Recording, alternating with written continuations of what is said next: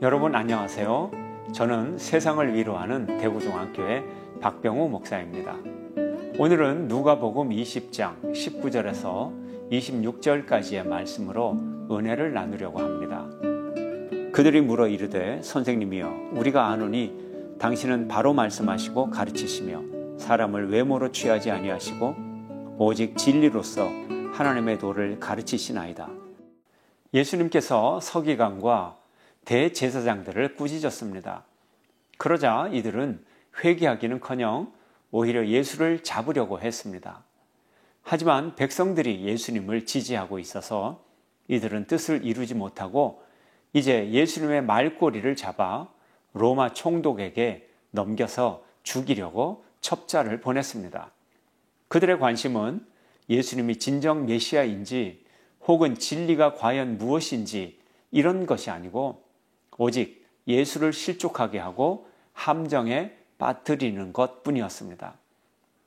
이렇게 해서 예수님을 찾아온 첩자들은 자신들이 의로운 구도자인 척 가장하면서 대답하기 곤란한 질문을 던졌습니다.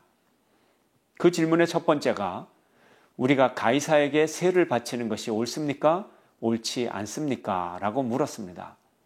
예수님 시대의 유대인들은 로마의 압제하에 성전세와 인두세를 바쳐야 했습니다. 여기서 제기된 세금 문제는 인두세였습니다. 이 세금은 로마 황제를 자신들의 통치자로 인정할 뿐 아니라 신적 권위까지 부여하는 의미를 지녔기에 유일한 하나님을 믿는 유대인들에게는 반발을 사는 제도였습니다. 이것은 예수님을 결코 빠져나가지 못하게 만들 최고의 함정이었습니다. 왜냐하면 만약 예수님이 세금을 바치라고 하면 그들은 예수님을 민족의 배반자로 몰아 백성으로 하여금 외면하게 할 수 있습니다. 또 세금을 바치지 말라고 하면 반란을 선동했다고 로마 총독에게 고발할 수 있기 때문입니다. 종교 지도자들의 간계를 이미 알고 있었던 예수님은 세금을 내는 데 사용되는 로마 화폐인 데나리온 하나를 가져와서 보이라고 하셨습니다.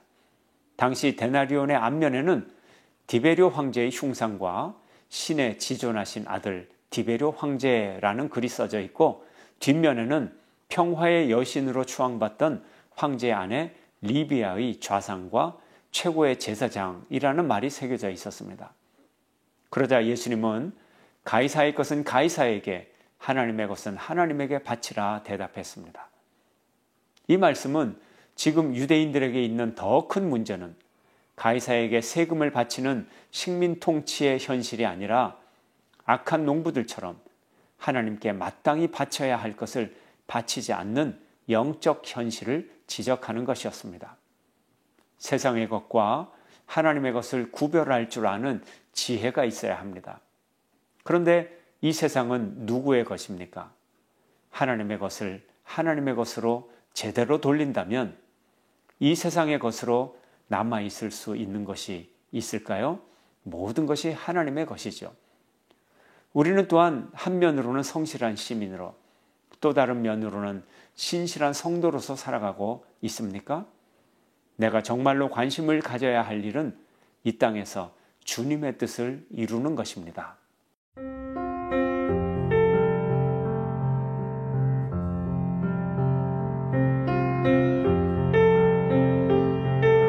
하나님, 우리가 세상적인 관심보다는 어찌하면 하나님의 뜻을 더 이룰까 하는 영적인 관심을 갖는 사람 되게 하여 주시옵소서.